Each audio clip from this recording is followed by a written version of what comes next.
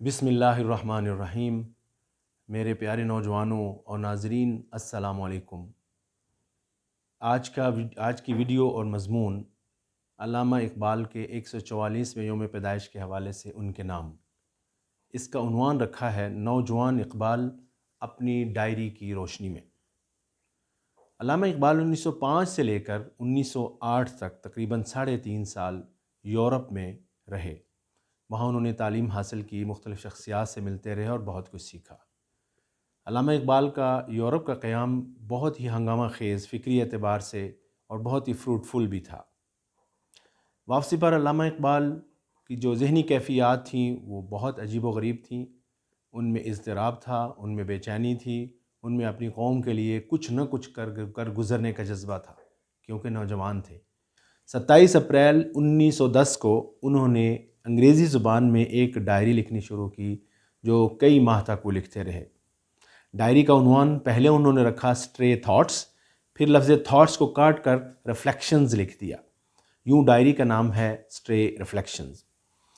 اور جیسے میں نے آپ سے کہا کہ ان کی طبیعت میں ایک بے چینی تھی اور ایک اضطراب تھا اور کچھ کر گزرنے کا جذبہ تھا، جس کا عکس علامہ اقبال کی باقی دیگر ان زمانے کی باقی دیگر تحریروں میں بھی ملتا ہے اور اس ڈائری میں بھی ملتا ہے۔ اس وقت علامہ اقبال کی عمر تقریباً 32.5 سال تھی۔ ڈاکٹر جاوید اقبال، علامہ اقبال کے جو فرزند ارجمند ہیں، انہوں نے علامہ اقبال کی اس ڈائری اسٹرے ریفلیکشنز کو ان کے اوراق سے 1961 میں نکالا اور اس کو ایک طویل مقدمے کے ساتھ چھاپا، اور ساتھ ساتھ انہوں نے ہر ایک اسٹرے ریفلیکشن کے اوپر اس کے عنوانات بھی لکھے۔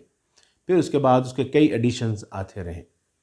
میری معلومات کے مطابق ڈائری کے تقریباً 3 اردو تراجم ہو چکے ہیں۔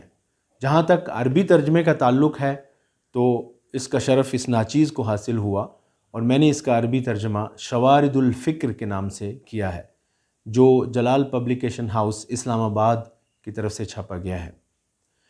اس ڈائری کی جو مندرجات ہیں وہ انتہائی پرمغز اور گہری حکمت پر مبنی ہیں۔ اس میں چھوٹے چھوٹے جملے بھی ہیں، کچھ چھوٹے بڑے پیراگراف بھی ہیں اور مختصر مضامین بھی ہیں۔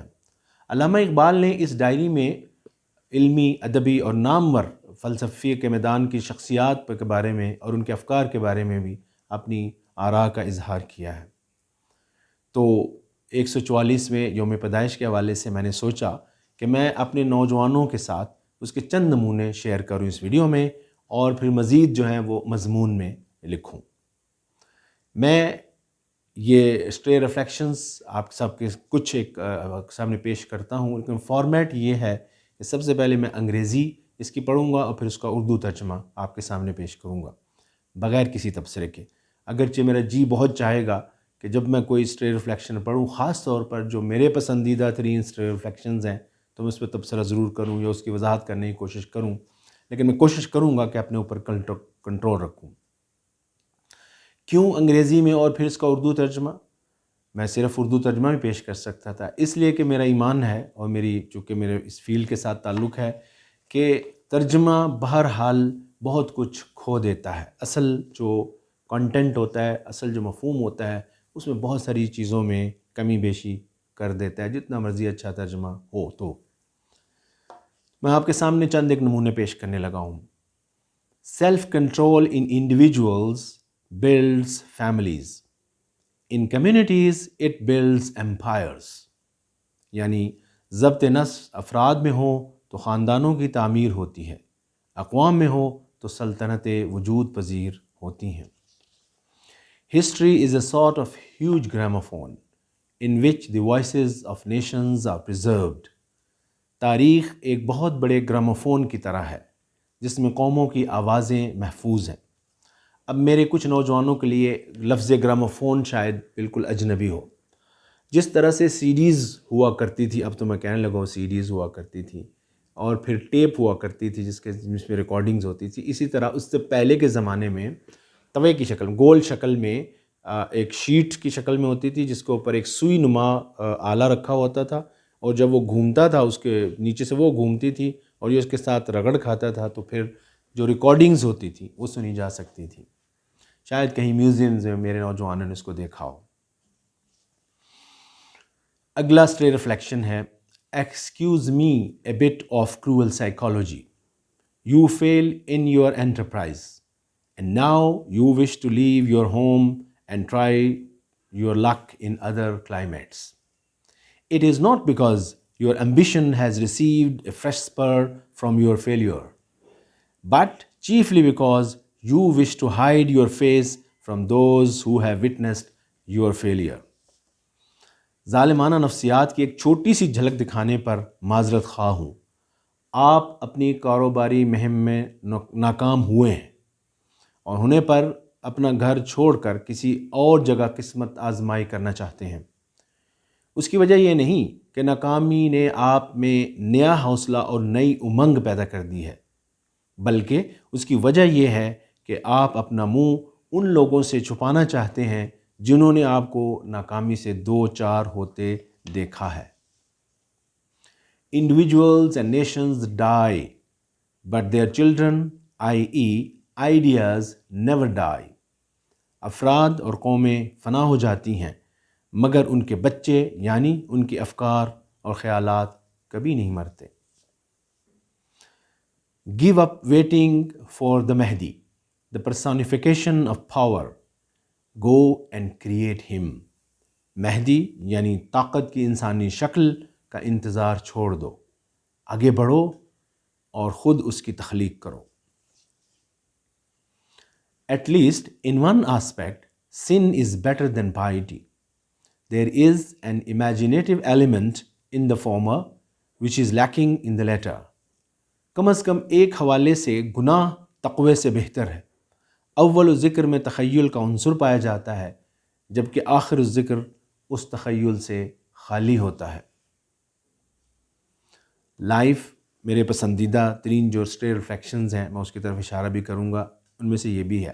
Life like the arts of poetry and painting is wholly expression. Contemplation without actions is death. زندگی شاعری اور مصوری کی طرح مکمل اظہار کا نام ہے. عمل سے خالی غور و فکر انسان کو مردہ کر دیتا ہے. Think of the devil and he is sure to appear. This is equally true to God. شیطان کو یاد کرو تو وہ یقیناً موجود ہوگا. یہی بات خدا کے لیے بھی اتنی ہی درست ہے. ایک اور میرا پسندیدہ ترین stay reflection. Suffering is a gift from the God in order to make men see the whole of life. آزمائشیں خدا کی طرف سے ایک ایسا تحفہ ہوتی ہیں جن کے ذریعے وہ انسانوں کو زندگی کے تمام پہلو اور رنگ دکھانا چاہتا ہے.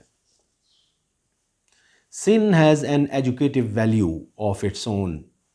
Virtuous people are very often stupid. گناہ کی اپنی تعلیمی اہمیت ہے. نیک لوگ اکثر نادان ہوتے ہیں. اب اس ویڈیو کا جو آخری اسٹے ریفلیکشن ہے وہ میں آپ کے سامنے پیش کرنے لگا ہوں، اور یہ بھی میرے پسندیدہ ترین ریفلیکشنز میں سے ہے جو اس ڈائری میں نے پڑھے ہیں، اور ہمیشہ کوشش کرتا ہوں کہ اس کو اپنی عملی زندگی میں خود بھی یاد رکھوں اور لوگوں کو بھی تھوڑا بہت بتانے کی کوشش کرتا رہوں. I judge the worth of my days, months and years from the experiences which they bring to me. And sometimes I'm surprised to find that a single moment is more valuable than the whole year. میں دنوں، مہینوں اور سالوں کی قدر و قیمت ان تجربات سے جانچتا ہوں جو مجھے ان سے حاصل ہوتے ہیں.